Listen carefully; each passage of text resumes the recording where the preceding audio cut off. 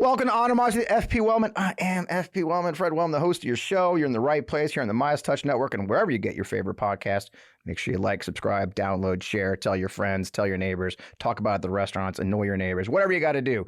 Man, it is Donald Trump arrest week. As I was heading to the studio, I saw Mark Meadows' picture. It was effing amazing. For those who don't know, I'm friends with the Vindmans, Rachel and Alex Vindman. And when Alex was getting under the pressure from the White House, Mark Meadows actually called the Army Chief of Staff and the Army leadership and said he wanted them to find dirt on Alex Vindman so that they could get rid of his promotion.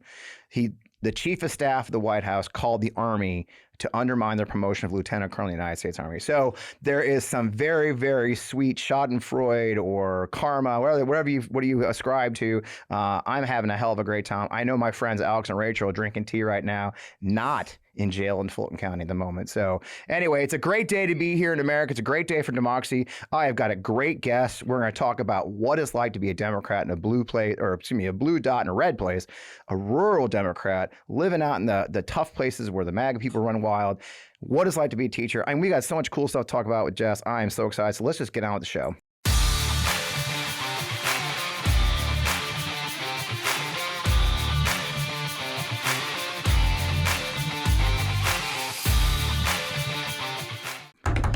We're back after a little bit of music. I'm still Fred Wellman. It's still on to my with FP Wellman. You're still in the right place.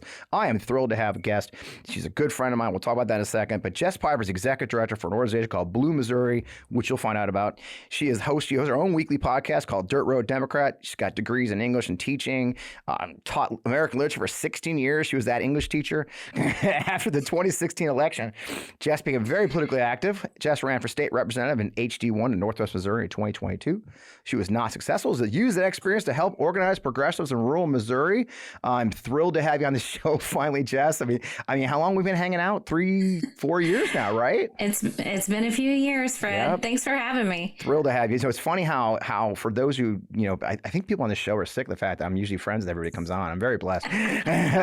But Jess's story is funny because Jess goes back to my partner Heather, and as I joined the Lincoln Project, and I was putting together. So when I joined Lincoln Project, Steve Schmidt's like, Wellman, you need to put together our own general officer panel. I'm like, Steve, no, fuck, we're not doing that. Everybody's got general officer. I said, no, we're going to put together this pillar that I run at the Lincoln Project is for veterans and military family members. We're trying to convince military families not to vote for Trump. We're trying to convince veterans. I said, no, I'm going to put together a council of veterans and military family members and service members to talk about the issues. And I told this to Heather, who lives in Missouri, and she says, you got to get this girl, Jess. I said, who is she? Oh my God, she's a military mom and she's fire. I'm like, okay. So I followed you on Twitter and I think I DM'd you, said, you got to be on my thing. And here we are, right? 3 years later. And she was right. Here we are. Yeah. Did you do a town hall with me? I think you did, right? Or something like that. I don't know. Whatever. We were on a lot of videos together. We did a lot of videos together. Yeah. So, well, now we are again on Democracy in the studio, man. Look at how far we've come. It's fancy. Let's start there though. Jess, you're up in Northwest Missouri. You've really coined the term Dirt Road Democrat. I was talking to a candidate in Idaho for Congress, and she's a young lady running her second time, and we were talking about all the ways. I said, how can I help you? And I don't know how I mentioned it offhand, Jess, that I knew you. And she goes, oh my God, Jess Piper, her Dirt Road Democrat thing. I'm like, all right, I'm going to introduce you to Kaylee. So you've really it's almost become a brand that you talk about the idea of being at the end of the dirt roads. What does that mean to you? And what does it mean to the average American? They understand what we're dealing with folks like you were dealing with. I really think it means, not that kind of Democrat, not a corporate Democrat, right. Someone who has always been rural, raised and lived rural, still rural. And it encompasses a way of life that a lot of people think doesn't exist. I mean, they think I'm some kind of unicorn out here, that there are no progressives, no Democrats in rural areas. And that is wrong. And that's why I had tweeted something about living at the end of a dirt road. And someone said, you're a dirt road Democrat. And I was like, oh, that I like that. And they're like, yeah. And so A brand it's been is born. mine since. Yeah. And what does that? I mean, and what does that mean? I mean, what's the unique life at Dirt Road? You said it very clearly. It's not. It's different. You know, so many times we talk about Democrat, and when we're doing campaigning and all, we talk about the cities. You know, here in Missouri, we focus on St. Louis and Kansas City, maybe a little bit in Columbia, maybe a little bit of Springfield. But you're out in far northwest corner of our state, and there are progressives there, right? I mean, you hear from them. I mean, what are the unique ways that our fellow or rural Democrats face? What are the challenges they face, and how do you help? Well, it's difficult sometimes to be a progressive out here. I mean, I ran, I lost, but 1 in 4 people voted for me. So, I mean, that means every time I go to the store that 25% of the people at the Walmart, voted for me. They believe in things like, access to reproductive health care. They believe in funded schools. Yeah. When you come out here, and I truly am in a place that Democrats have walked away from a long time ago. And to tell you the truth, the Republicans did too. And now they're just getting voted in because of culture wars and ideology. And quite honestly, because they're preaching Republican politics from the pulpits in churches. Right. And so it's a difficult place to be, right? So when the party walks away and says, we love you, God bless you for doing what you're doing, but we can't do anything because it's too red. We just keep slipping into this self-fulfilling prophecy of, not having candidates, and there's no Democrats out here. Right. And the issues you face are real, right? They're very tough. We'll probably talk about a lot. We're definitely going to talk about schools. We talk about rural health care. I mean, these are all real battles that are being ignored because of culture wars or because it's just too hard, right? I mean, how often did you hear it's just too hard? All the time. And I didn't want to do it myself. I mean, I loved my job. I was teaching American Lit to juniors. That was my only plan, because a lot of times you end up in these small schools and you end up teaching 6 different subjects, So I got in a school that was big enough that I could just teach that.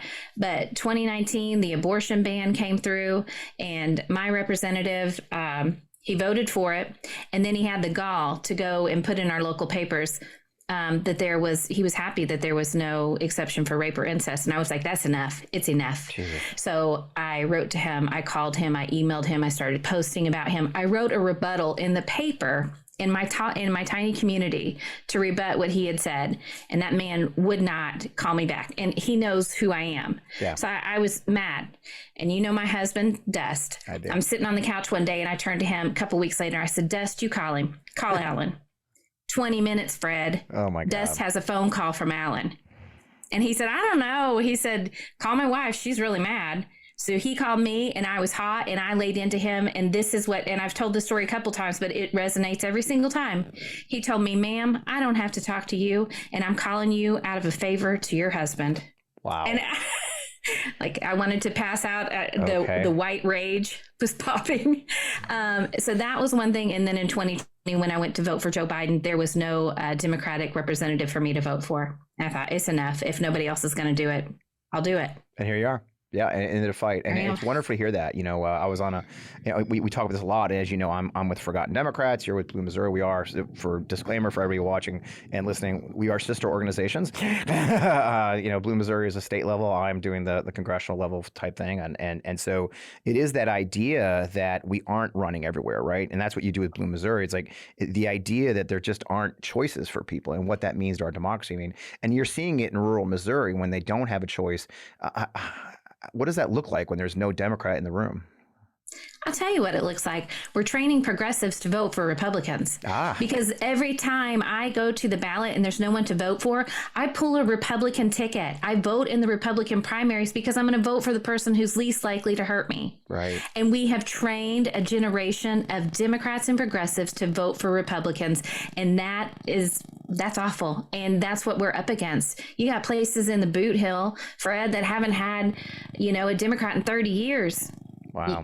It's a generation of folks who have never seen or heard a Democratic message. Yeah, and then the Republicans then only answer the most extreme levels of their party, right? And then, like you said, your guy, one, doesn't even have to respect his constituents, but two, doesn't have to listen to him as far as anything beyond the most extreme voices in his head, because he knows a good primary they're right?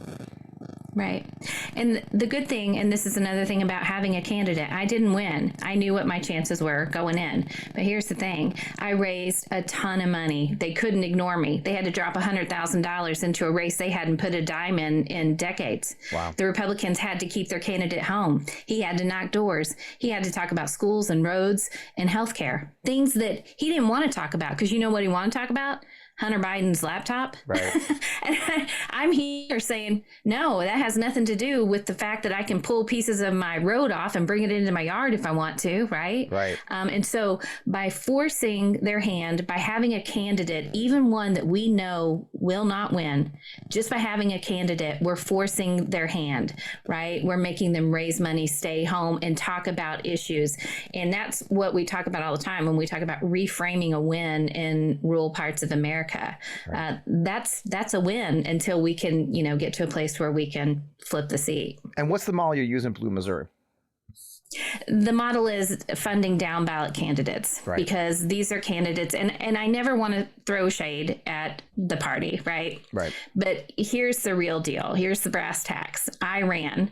I didn't get a dime. Right. And so if we are going to ask people run and ask people to do hard things, I'm going to tell you the truth too. It upends your life to run in a rural space, right? Yeah. I loved my job. I loved my career.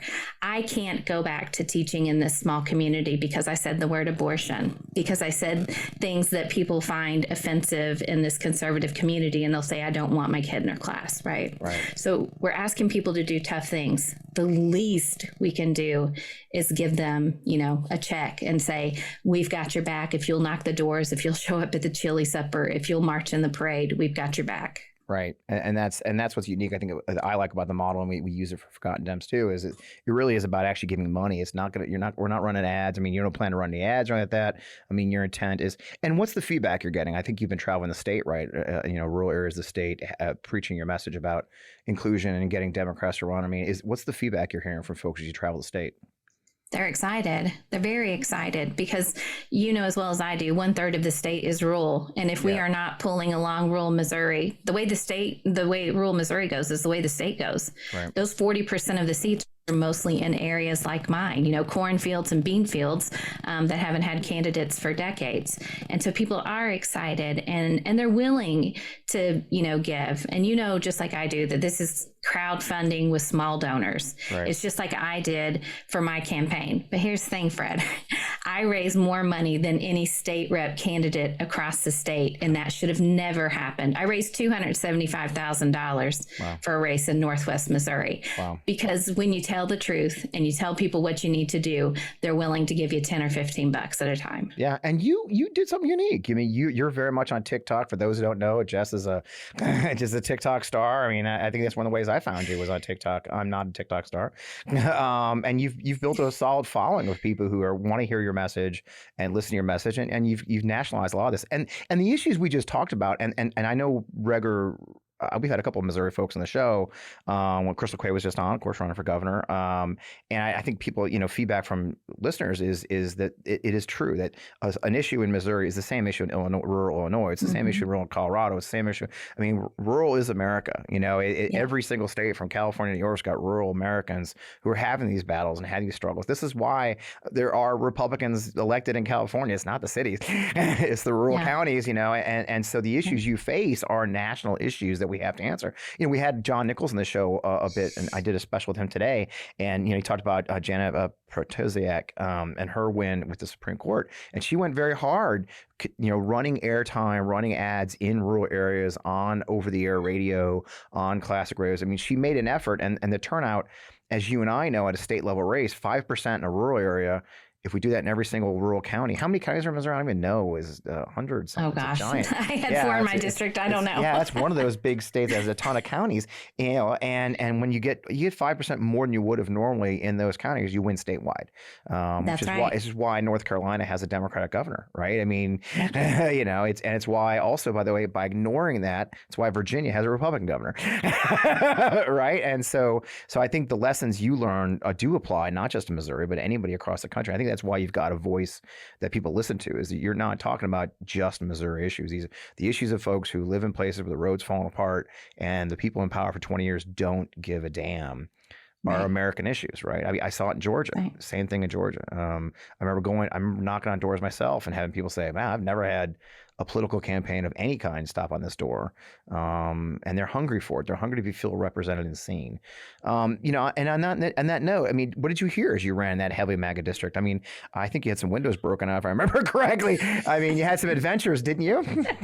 Yeah, I didn't have any windows broken out. Okay. I did have some signs stolen, and something mysterious happened to my car, Oh, okay. which we never figured out, but I had to buy a new car. Fun. But, actually, what I heard that really, really surprised me over and over again is that people would say, you seem like a nice person. You were my kid's teacher. I can't vote for you because I'm a Christian. And that happened the first time. I was nearly knocked down with it, and by the 5th, 6th, 10th time, I'd gotten used to it.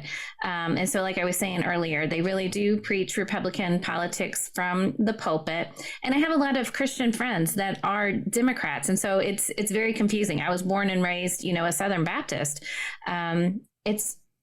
It's hard because of that. And I would say that is one of the biggest hurdles in rural America is, Christian ideology, and thinking that is an extension, being a Republican is an extension of being a Christian, is what they truly think. And then, I had some odd doors. I knocked one, and a lady told me she couldn't vote for me because she was a Christian, but she looked at my flyer. She said, "I see you're a teacher," and her district had just gone to 4 days a week. And I was like, aha, I've got her here, right? I've got her. And she said, "I hope that you'll bring prayer back to school."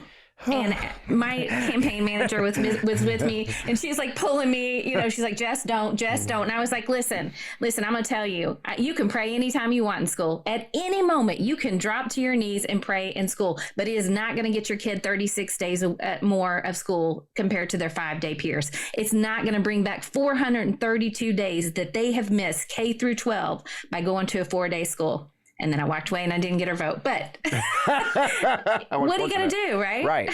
Right. I mean, you can't get past these kind of things. We had the same situation here where I live near the city, where a gentleman running for school board came by, and my partner agreed with him on most things. And then he goes, "Yeah, but I think the biggest issue for me is these transgenders." And she's like, what the transgenders? I go, "Well, it's a real problem. The way they're infiltrating things and trying to ruin the girls' sports." She's like, okay. She's like, "Dude, what transgender athletes are there in Rockwood School District?" And he had no examples. Exactly. But he's like, "This is my number one issue." He's like, "Bro, what the hell are you talking about?" And the only good thing that's gratifying that story is that he actually lost. He was part of the Moms for Liberty slate that Rockwood School District organized. If you know our area, it's far West County, Missouri, St. Louis. They put a slate of their own out, the people who are more progressive, and they actually won, which is the chance. And we're going to pick up this conversation about schools because it's such an important topic. And I got a retired teacher, so I'm gonna pick your brain. We have our first sponsor break, so let's hear from our sponsors real quick. I'm gonna tell you a secret. I've moved 3 times in the last 4 years, and across all that time, I've subscribed to newspapers, websites, online services, gyms, everywhere. And I go and I completely lost track of which ones I still have and what I'm paying for it all. Well, thanks to Rocket Money, I finally have a tool to help me sort it all out. Almost as soon as I opened it, I found 3 different newspapers and streaming services I was double subscribed to, and it saved me money immediately. If you're like me, subscriptions are probably draining your wallet, and that's before I get to all the free trials I've subscribed to over the years and never got around to canceling. The average person has around 12 paid subscriptions, and they might not even remember subscribing to half of those. You have no idea just how much you're spending each month. You need Rocket Money. It's a great app that tracks all of your expenses so you know exactly where your money is going. Rocket Money is a personal finance app that finds and cancels your unwanted subscriptions, monitors your spending, and helps you lower your bills all in one place. Now, most people think they're spending about $80 in their subscriptions, when in reality, the number is closer to $200. And when you're signing up for so many things, like streaming services you use just to watch one show, or free trials or delivery services you don't use anymore, it's really easy to lose track of what you're paying for. With Rocket Money, you can easily cancel the ones you don't want with just the press of a button. No more long hold times or annoying emails at customer service. Rocket Money does all the work for you. Now, they can even negotiate to lower your bills for you, like up to 20%. And all you have to do is take a picture of your bill, and Rocket Money handles it from there. Rocket Money lets you monitor all your expenses in one place. Recommends custom budgets based on your past spending, and they'll even send you notifications when you've reached your spending limit. With over 3 million users and counting, Rocket Money customers save an average of $720 a year. So do me a favor, stop wasting money on things you don't use, cancel your unwanted subscriptions, and manage your money the easy way by going to rocketmoney.com/Fred. That's rocketmoney.com/Fred. rocketmoney.com/Fred. Sign up today, save money, feel more secure in your budget. Trees are a renewable resource, but not an unlimited resource. I mean, honestly, trees don't actually grow on trees, right? So every day companies are clear-cutting forests just to produce toilet paper. Trees and wood are amazing resources, but doesn't make sense to use them for a product we only use once and flush away. Those trees deserve better. That's why Real Paper uses bamboo to make their sustainable toilet paper. Not only does bamboo grow incredibly fast, because it's a grass, it can be cut, harvested over and over again, just like the grass in your lawn. So when you use Real, it doesn't feel like you're sacrificing trees or, look, I'm a tree hugger. I admit it freely. If you guys follow me, I hike every day. I'm out in the woods. And to know we're cutting down these beautiful trees for toilet paper, it just doesn't make sense. So Real, in a lot of ways, feels like an upgrade to me for my heart. It's always shipped free to my door. It's plastic-free shipping packaging. Again, it can schedule it. I can schedule it right on the line. Subscription goes to exactly where I need it, when I need it. I never have to worry about forgetting to buy anything at the store. Real is partnered with One Tree Planted. So with every box of Real that you buy, they're funding like reforestation efforts. And if you've ever hiked in one of those places where they're putting new trees in, it's beautiful to see, and it needs money. So unlike other TP that cuts down trees, Real is actively helping organizations to replant our forest and to grow our trees back. So look, Real Paper is available in easy, hassle-free subscriptions for an online purchase or a one-time purchase on their website. All orders are conveniently delivered to your doorstep with free shipping, 100% recyclable, plastic-free packaging. So if you head to Real Paper, I want you to go to realpaper.com/Fred. You sign up for subscription using my code Fred. You're going to get 30% off your first order and free shipping.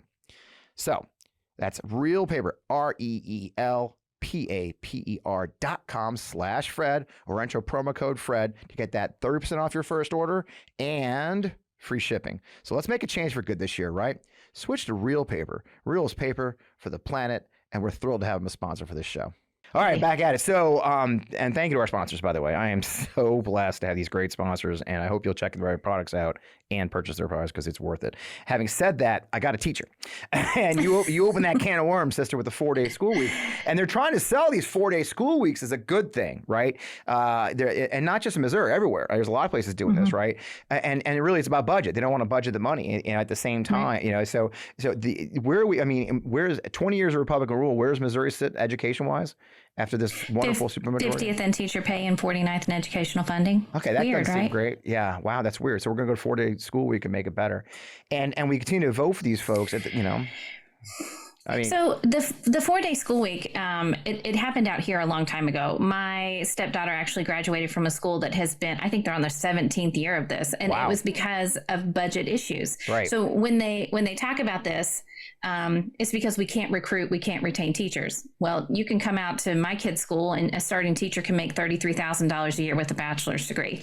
Once she pays her teacher retirement, she's walking out with $1,500 in her pocket a month. Jesus. A month.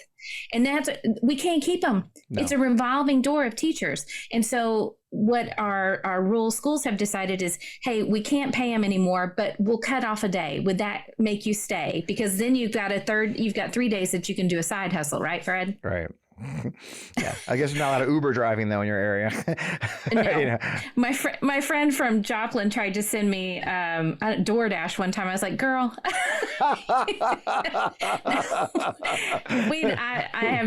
there is no DoorDash. But the most frustrating thing about the 4-day week is that teachers like it, and so you'll hear teachers defend it, and I'm like, girl, that's for you. I mean, they did it for you. You're supposed to like it. But the problem is because, they didn't have the money to fund you. Yeah. But Fred, think about districts in your area. Yeah. Think about Rockwood. Right. What would happen if they said, hey, let's go to 4 days a week? How would that fly there? Yeah, it would be a train wreck because, you know, Right. working families, well-off families, by the way, in that area, the whole St. Louis County, fairly well-off. Don't be fooled. They'd lose their minds because also, by the way, that, you know, what people forget is childcare. School is childcare for a lot of working people, right? Is having their child at school is part of their childcare plan, and now they got to adjust that. It's easy, and not sadly, some places it's part of their food plan. You know, feeding their kids has to do with being in school at those times. You know, and it does go to, and here it is, of course, here we talk about quite a bit, is school choice. That lovely, it's such a lovely, friendly term. It's a classic Republican thing, right? It's like, hey, we're not, it's nothing negative. It's just school choice. Doesn't everyone want choice? I mean, school choice is It's like great, right to work, it right? seems so nice. Yeah, school choice. I mean, everybody deserves choice, right? And I read, you sent me an article today. Remember, I was reading that article. I mean, it really is actually about enacting more school voucher programs for kids to go to private schools. And I've seen you rail on this pretty heavily. I mean, I think you've made a nemesis of the lobbyists that pushes this. It's pretty fun seeing you dance with these lobbyists and tell them the deal. But it all sounds so innocent, right? But what's the truth in these programs? I mean, the truth of school vouchers, school choice, which is really vouchers, is not what it seems, right? It's a scam. It's 100% a scam. They have defunded schools to create chaotic environments with teachers and with students, with childcare. And then they can open up these private schools with your tax money. And this is the thing that galls me. Herzog is an organization that is pushing for school choice. They've opened up this huge campus out in Smithville. They invited Betsy DeVos's lobbyists to come out there and laugh at the rest of us, laugh their butts off at us while they, you know, pick our pockets. But they are saying, oh, look, Independence went to 4 days a week. We're open 5. They have the gall to say it because they are in the pockets of the people who defunded the schools. Right. The Herzog Corporation has a state rep that is on the Secondary Education Committee, who is also the scholarship provider for the Herzog Foundation. He's writing the bills, Fred, that fund the place he works. Yeah. And I don't understand how this is legal. I mean, I scream about it all the time. In fact, I get lawyers threatening to sue me if I don't shut my mouth about it. Yeah. But this is what I know. Blood from a turnip, right? Good luck. Go for it. Take my car. So it's just, it's such a scam. And if people think school choice is great, go to New Orleans, because after Katrina, they took over their entire school system in that city. Tell me what you think about the schooling in New Orleans. Head out to Arizona, where they've blown an almost $1 billion hole in their budget by funding these things. It's not fiscally responsible. And by the way, give me 20 vouchers. It doesn't matter. I don't have anywhere to take my kid. That's the key. Every time someone says that, you know they are defunding rural schools because there's nowhere for us to go. Right. And sometimes they build these schools, like you said, just for the voucher programs, and they're not good schools. They come and go. I mean, according to the research I think I saw today is, you know, these fail. Most of these they call them voucher schools, fail within 4 years because it's not enough money from the vouchers just to run an entire school from scratch. And what troubles me is having had a child who had a special needs, was on a 504 plan, as they call it, you know, special education. A lot of these schools, they don't have to accept, they don't accept kids with special needs or education benefits, correct? Yeah, and it's not just us, you know, making up stories. You can go to the sites of these schools and they clearly say that they don't accept kids outside of the mainstream classroom. They are legally allowed to discriminate with your taxpayer funds. That would, you know how it is, and because I had a kiddo with a 504 too. Yeah, they are required to meet, you know, the needs of those students. And I'll tell you something that's even worse. You give this kiddo a voucher who might have some sort of disability. He goes to the school with the voucher, takes his money with him, right? His $8 or $9 grand. They don't give him services. He goes back to the public school every single day and uses the services from that defunded public school. That's that's the scam they've got going to. Wow. Wow. And then on the same choice, at the same time, they're also fighting the DEI, right? The any kind of, right? So they're also basically saying they can also discriminate for color as well, and LGBTQ. A number of these programs are Christian based, and they've already gotten the laws, you know, the Supreme Court to say, well, if you're Christian based, you don't have to accept LGBTQ members. So we've got basically the goal here is to create, I mean, we say it very clearly, we're trying to create white Christian schools that are paid for by tax dollars. And there's really no way to deny that, is there? No, and we know the history of vouchers. They come out of the Brown v. Board, decision. Right. They literally called them segregation academies because white folks didn't want to send their kids to school with black folks. So they created vouchers and they created segregation academies. I mean, that's the origin of the voucher, and it hasn't gone much further since, right? Yeah. The really bad thing is they've got people, because like you were saying at the beginning, it sounds good. Choice sounds good. And I would knock doors, and I had a woman tell me she loved her school. All of us love our schools out here, by the way. I don't talk to people who don't love their schools. They all did. They'll say, talk about the football team, the first thing. But anyway, she said, I think school choice sounds good. And I was like, that would defund your school. And she said, no, I had no idea, because the marketing of the words, right? Yeah. Yep, and the budget's cut by each student leaves, it gets a budget cut, and then they talk about closing public schools because there's not enough students. I mean, I think I read an article this week. Basically, there was an article in one of the stories that talked about how the challenges of the kids, the enrollment's going down at public schools, and they don't know why. It's like, well, because voucher programs are going up. The kids are they're being paid not to go to the public schools. It becomes a never-ending cycle of failure for these schools. And one thing I always want to tell people about is, because I speak to rural issues a lot, is that Betsy DeVos was caught a couple years ago saying this plainly about what she planned for rural kids. A reporter said, what does school choice look like in rural areas, because they don't have choice schools? And she said, well, I imagine that, while kids are working in the fields, they could wear headphones and listen to ebooks. Oh. And she said it out loud. And I knew right then, I was like, I got you. That's what you think my kid is worth. And by the way, where are kids working in fields? Has she ever been in a bean field? You need a $500,000 combine. Like, my kid's not driving that, especially not being distracted. What she means, though, Fred, is my kid could work at McDonald's. She could work at Casey's, right? Right. And then maybe she could get, an apprenticeship at the John Deere dealership after she's done at McDonald's. So they say it, they're putting it out there. We don't need tinfoil hats. Yeah. They are saying the quiet part out loud. Wow. And that's the plans for a whole generation. And I think it's interesting, too, when Gen Z hears this, right? I mean, I think it's interesting to me. I wonder if the younger generations are they're witnessing this. I have talked to some of my Gen Z activist friends. Like, do they see the destruction of the schools in real time? And what does it mean to them? I know there's anger among the younger generation on the way their schools have been treated, the way their teachers. I mean, I think you're also seeing that, right? I mean, you experienced it, too. The teachers are leaving because of the harassment. Teachers are leaving because of the politicization of their schools, right? School book bans. I mean, we've been dealing with the book ban issues here in Missouri. How does that play on a teacher's soul? It's devastating. It's too much.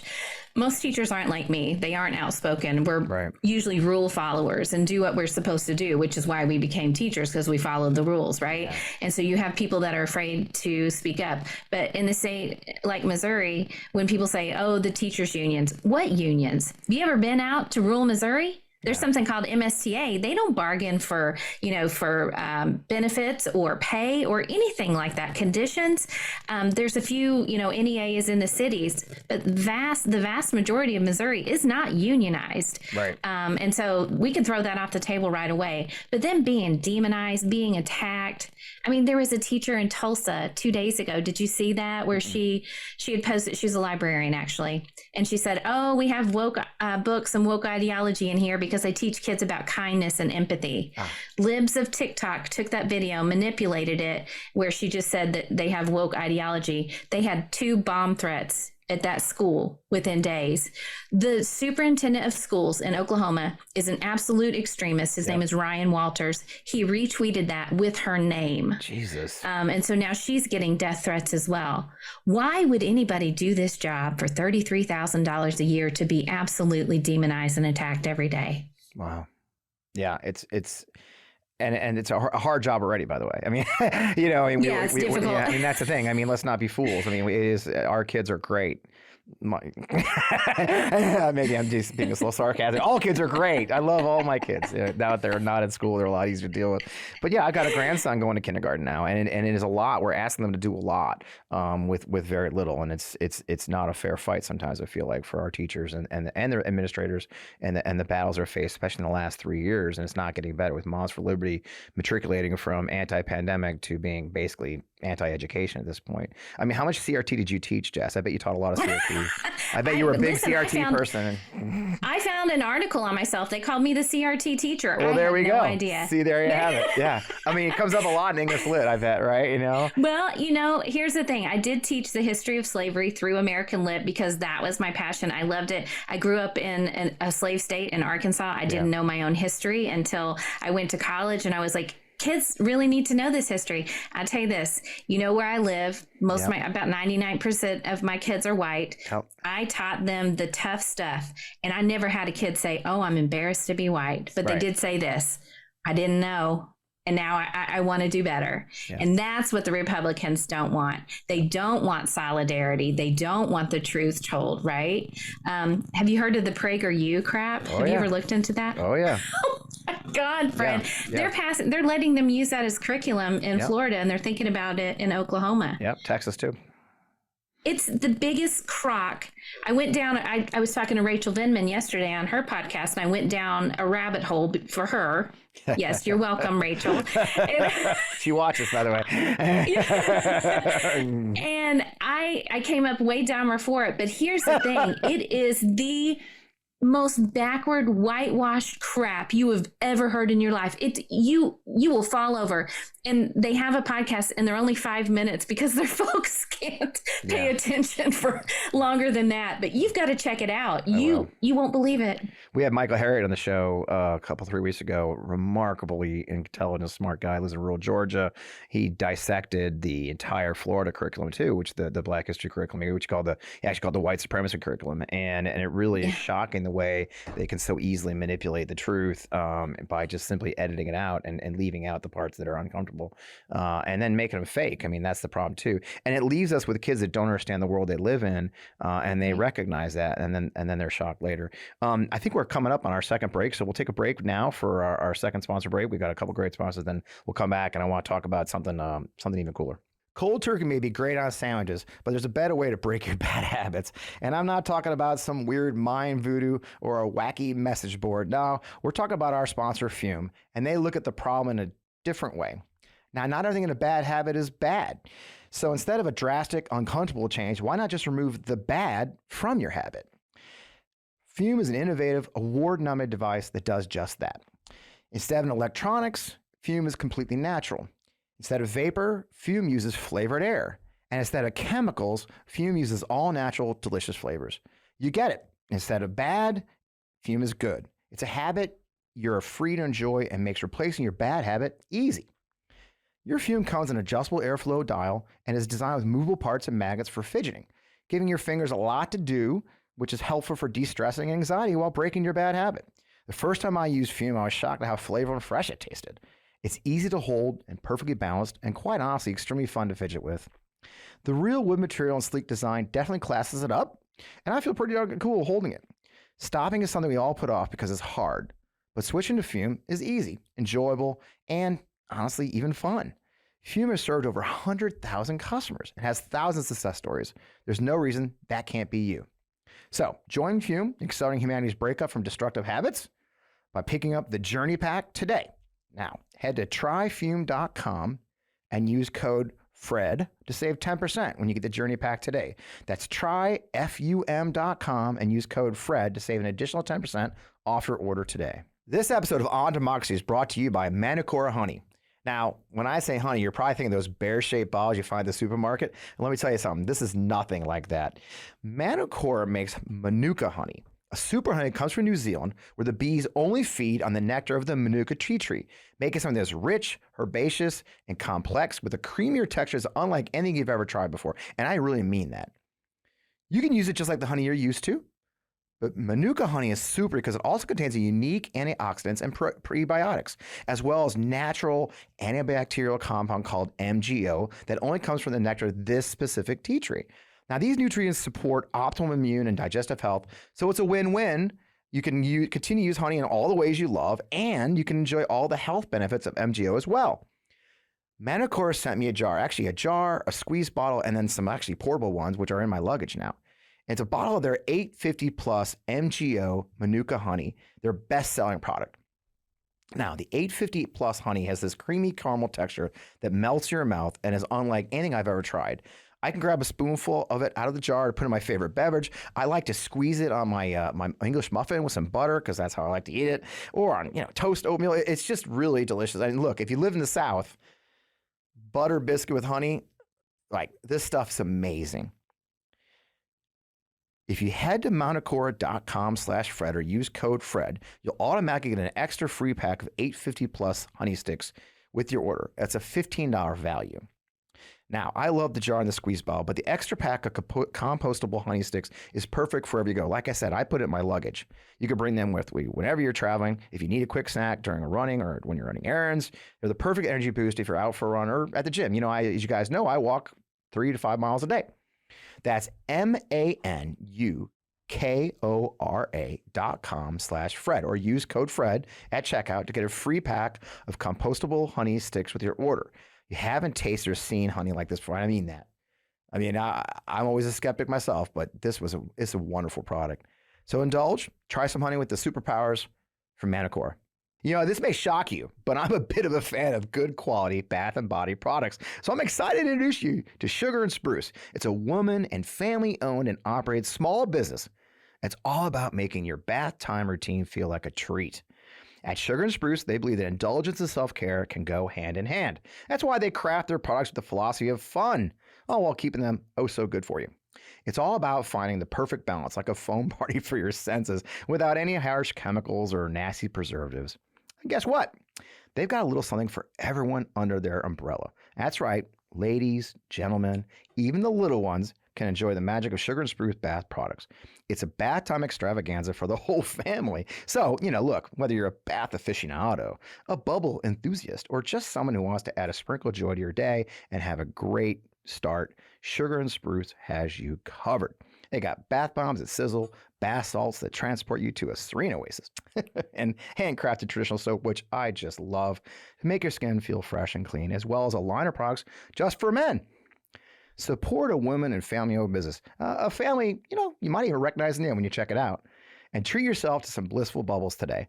Now, head over to their website today at sugarandspruce.com and give yourself the gift of indulgence by entering the code FRED, and you'll get 20% off your first order. That's right. If you shop online and use code FRED at checkout, you'll get a whopping 20% off your first order of handmade bath and body products straight from Fredericksburg, Virginia.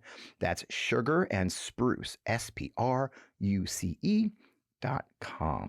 Sugar and Spruce bath products, where the everyday routines become extraordinary treats. All right, we're back. So, another thing that is going on here in Missouri, which is unique, and it's a very Missouri issue, but I do talk about it because it relates to this larger idea of the way the Republicans are managing and governing, right? Which what we're seeing is Missouri's a great place. I like to use Missouri here for the followers and listeners and readers and viewers because it is a state that's been a supermajority for many, many years,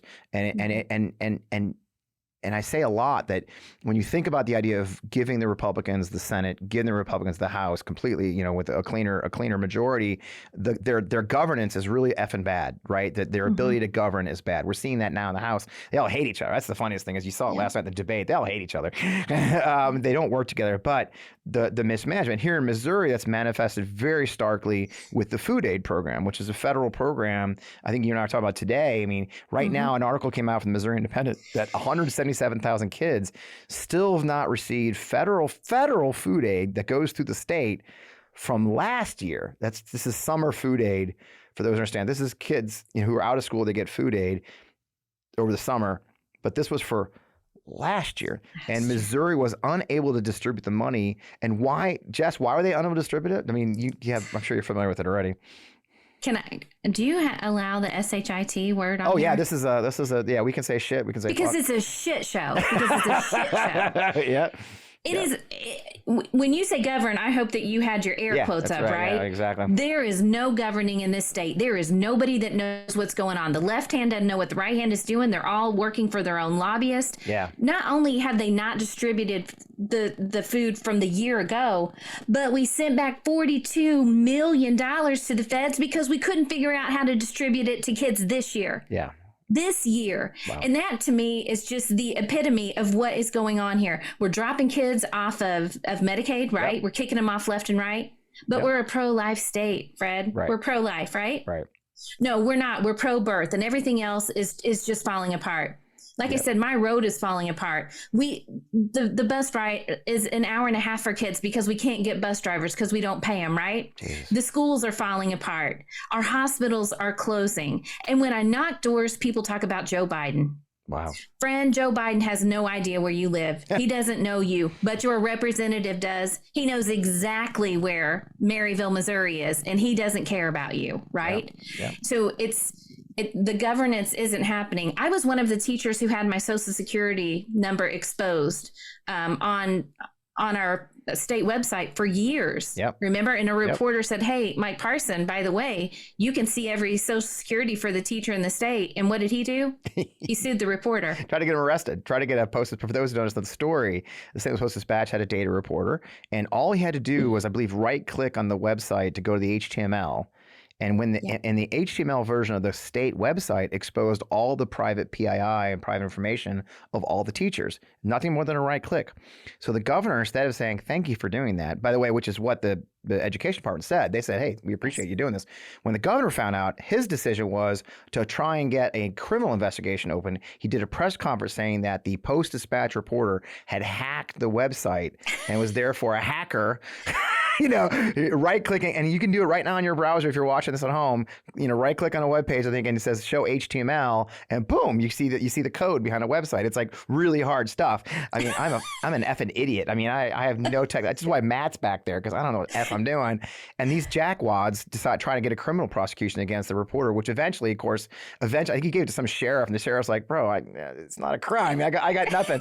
But that's the way they govern, right? They attack those who question the dynamic, and that's up at Congress, right? We just heard that Jim Jordan is going to use the House Judiciary Committee to open an investigation. I did air quotes on that one, an investigation on Fani Willis for her outrageously actually charging crimes in her district where she was elected to charge crimes. And so this is the way of Republican governance. We see it in the micro here in Missouri, and we're not alone, right? You talk at other states. You talked about Oklahoma. You talk about Texas. You talk about Florida. You talk about Georgia, for God's sake. This is everywhere. In North Carolina, thank God they have a Republican or a Democrat governor just stopped an outrageous voting rights bill. I mean, this is the story in large swaths of our country that people are trying to fight back and preserve their way of life against entrenched cultural and tribal ways that they just, like you said, it's, well, I'm a Christian, or, well, I've always voted Republican. Where's their hope, Jess? I try to, one of the weird things I do in this show is I actually try to give viewers and followers hope a little bit. And I know you well enough to know you do actually have hope. You are actually, you're a happy warrior. I mean, we've been laughing this whole time. I actually had a viewer criticize me that the other day. Like, this is a serious issue. If you laugh, I'm like, the biggest laugh ever had. What can we do? Yeah, I mean, and the biggest laugh I ever had was when I got shot at. I mean, I almost got shot. I mean, it's just, what can you do? I almost got shot down by a Apache. He fired rockets by accident, and they missed my aircraft by about 6 inches, and we laughed our asses off. But that's just the way. All you can do is laugh at this point. But you're a happy warrior. You do what you do. You're in Blue, Missouri for a reason. You ran for office because you believe something. You believe change is possible. How is change possible, Jess? How do people who watch this show or listen to it, where do they find hope? And I say it a lot, we're winning, and I think you have agreed with me on that, but tell me, where do you find the hope, Jess? I find hope in knowing that 1 in 4 people in my district feel strongly enough that they would have voted for me. So that gave me the ammunition to say, we are here, and every single person out here deserves representation. This is my state too. And I drew a line in the sand, and I will not take any more of this. My kids and my grandkids are here, right? Yeah. I don't have, when people say move to California, move to New York, one, that's classist. How am I going to do that, by the way? How would I do that? Yeah. And two, no, this is my state and I'm not going anywhere. So I know that I have to organize and I have to activate, the people in my community. I just talked to a community member earlier today, and she's like, how can we get, a bipartisan group of women together? And I was like, good luck if you invite me. The Republicans are like, I ain't touching her. I ain't going. But the hope is that our kids and grandkids are here and that we have to keep going. There's no way to stop doing this. Yeah. And so when I have a lot of people say, oh, you have trolls all the time, how do you deal with this? I do. I have nasty, nasty trolls. Yeah. But I have the best folks that get in there and they say, thank you for your voice. I can't say the things that you're saying. I'm behind, a fake profile because I'm a teacher, because I'm a librarian. But thank God for you, because every single day you're saying the things that I wish that I could say. So I know that there's hope. And the way that we do this is by deep canvassing, is by sending people out with a democratic message to people who have never heard it and say, I look like you. I don't have horns. I don't drink baby's bloods. This is what I want for you. I want you to be happy, healthy, and educated. That's it. Your representative does not. He spent 4 months in Jeff City trying to keep 6 kids from playing soccer while your road collapsed, while you can't cross your bridge, while you can't, go to the hospital because they closed it. And by the way, with the hospital closures, people, in our pro-life state, you're forced to bear children if you become pregnant. There are communities all across northern Missouri and in rural parts of Missouri where you don't have access to an OB either. So not only are you forced to deliver a pregnancy, you have nowhere to deliver the pregnancy. It's an hour and a half to, the nearest hospital. Wow. These abortion bans, these things that Republicans are doing are harming Missourians and in some case killing Missourians. Yep. And so the hope is that my neighbors realize that when I talk to them, when you talk to them, when we deploy the kids out and say, please knock on the doors and give them the message, that's my hope. Yep. And that goes for Montana, Wyoming, South Dakota, North Dakota, Georgia, it is the same thing. And I do hear that same message, and we've got winning images. We are winning issues right now, right? We really do. The abortion one, I know we're working really hard in Missouri right now to try and get abortion on a petition, a constitutional petition. We know it just won in Ohio. It did win in Kansas right next door. Kansas is able to beat back the attempts to stop abortion. So it almost feels like, believe it or not, we actually have issues that matter to people, right? The world has changed a little bit where they're tired of hearing about transgender kids when women are dying. Those are actually bipartisan issues, right? Because they are not partisan. A woman dying because she can't deliver a baby soon enough, or God forbid having to carry an ectopic pregnancy and it bursts, unable to have children ever again. These are real issues that women get, and it doesn't seem like the Republican Party is in step with the reality of what they're facing. They're not. And you saw that last night in the debate that they're super hesitant to say that they would go for a federal ban, which I don't trust them for 1 second. I think that they would. Yeah. But they're hesitant to say it because they know how unpopular it is. It's been on 6 ballots. It has won on 6 ballots. And going back to something we were talking about earlier, school choice, when it's put to a ballot, has never won in any state either, because these things are unpopular, which is why they do it legislatively and they leave the voters out, right? Yeah. That's what they do in Missouri. Yep. Now it is a matter of forgetting who they represent and now being more and more out of touch. I saw an article showed that Gen Zers, for example, are registering to vote, I think, twice the pace that boomers are dying off. In other words, it's not just a one-for-one exchange. As older people pass away, they're actually doubling it right now. And so even the electorate we faced in 2020 is going to be a very different electorate in 2024 because of these younger generation and activated women. I mean, I think that's why they're fighting so hard to keep abortion off the ballot, right? The last thing they want. I mean, imagine what will happen in the fall here. And this is across the country. If you've got abortion and you've got Donald Trump at the top of the ticket in the same, that's going to be tough. It's going to be some turnout. That's why they're trying to keep it off. Yeah, they're desperate to keep the turnout down. They are scared of this. They know. I've talked to Republicans privately, and they know Donald Trump's going to be.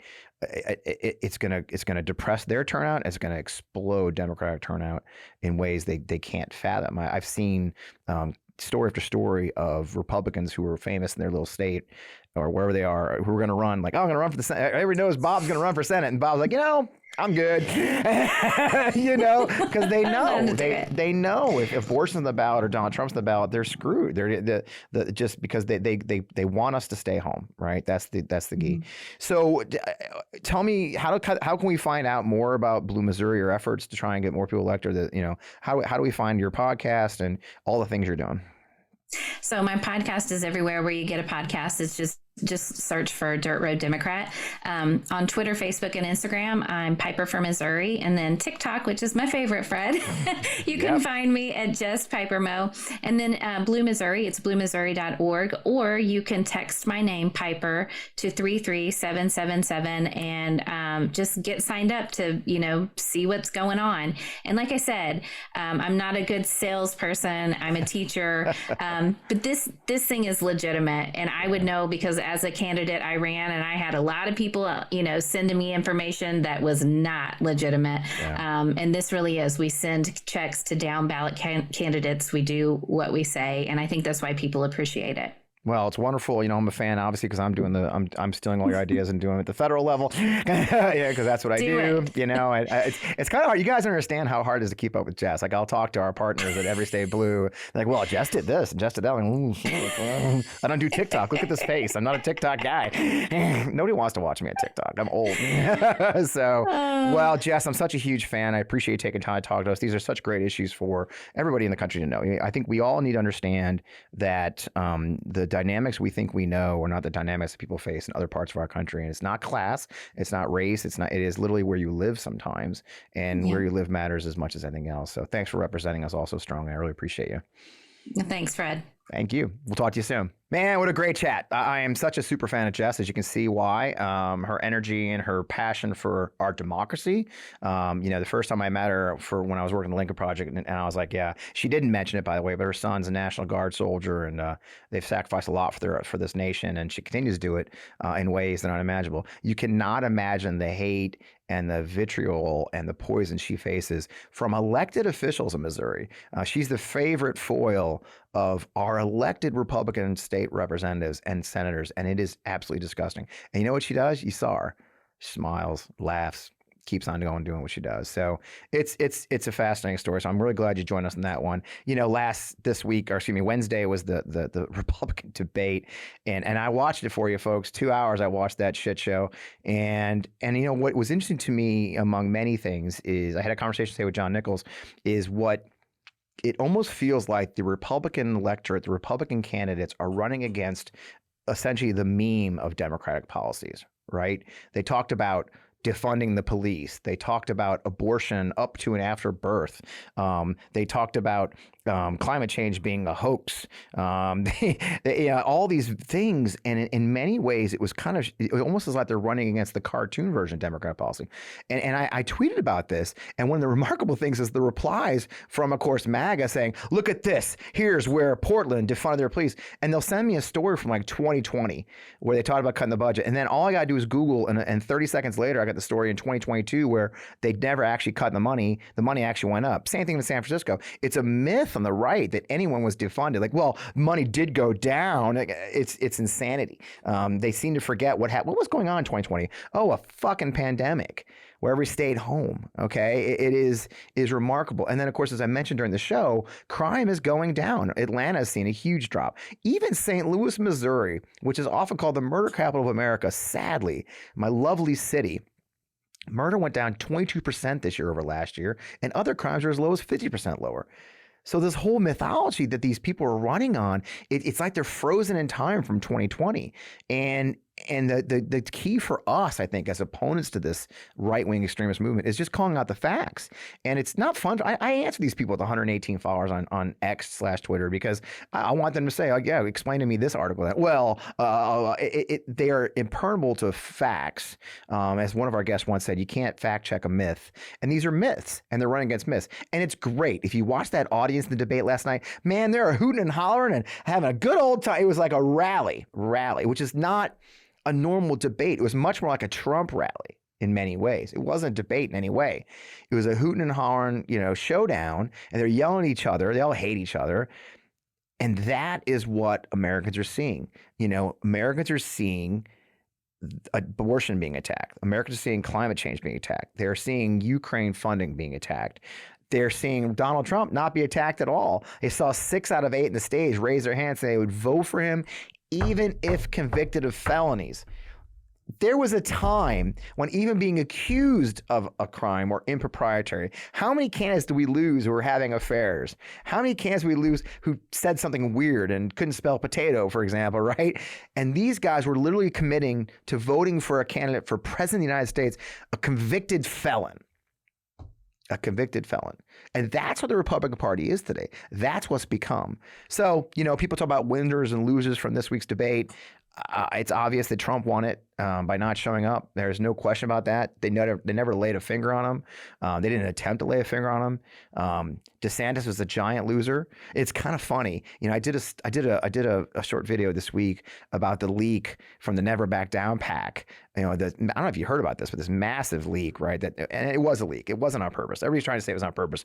If it was on purpose, it would have been on the PAC's website, but it was not on the PAC's website. It was on Axiom Strategies, Jeff Rowe's consulting firm's website, and they put it right in the news feed, the media page of their website, and included 400 pages of polling data, like the back end, the actual questions they asked in their poll. This is proprietary data. My God, the slides they posted on Iowa for DeSantis literally said, do not share on it, from the company that did it, WPI International, which is a polling company. So it was an accident. And, a lot of us mocked, because the strategy suggestions were things like, defend Trump against Christie and tell a heartfelt story. It was all these things, attack, slam dunk Vivek Ramaswamy. All those things were in there. And we all widely mocked, the political strategists from across the spectrum mocked the strategy as being bad. And I got to tell you, it would have been better than what he did, because what he did was absolute shit.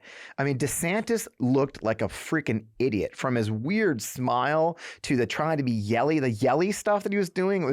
It was so bizarre and poorly executed that DeSantis, I think, is going to fall. I would not be surprised if Vivek Ramaswamy ends up being in second place within a couple of days now, because they love all of his bullshit, from denying climate change as being real.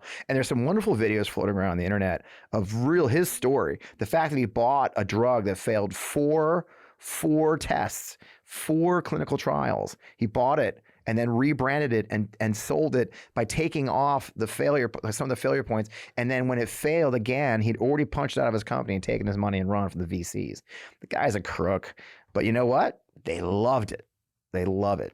And so this is what we're seeing. But most of all, the end is something we talked about a little bit in the show, is I know Gen Z was watching. Friends of mine from Gen Z are watching. And what they saw very clearly were the issues they care about weren't just ignored. You have to see what happened there. The issues that Gen Z cared about were actually attacked. Gen Z cares about climate change. My God, that debate occurred in a town that outside that facility had a 114-degree heat index, record-setting temperatures. We had a hurricane in freaking California last week. These are real issues. Gen Z knows climate change is real. So to see the leading voices of the Republican Party say, nah, it's a hoax. We need fossil fuels to perpetuate the human race. That was an amazing statement from Vivek as well. They're seeing that. When they see the right to abortion being threatened with a national ban that starts at 6 weeks, when they see the lies saying that people are actually trying to get abortion on demand all the way to birth, which is just not true, no matter how many times I say it. Yes, abortion legal till birth is because of medical emergency, because a baby is going to die, the mother's going to die. Nobody wants that. We're not saying there should be on demand, that a woman can just carry a baby. And not to mention the fucking reality of it.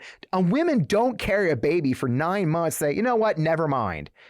It's a fucking fantasy, and they're running against these fucking fantasies. But tell you what, man, the average American isn't looking at right-wing memes.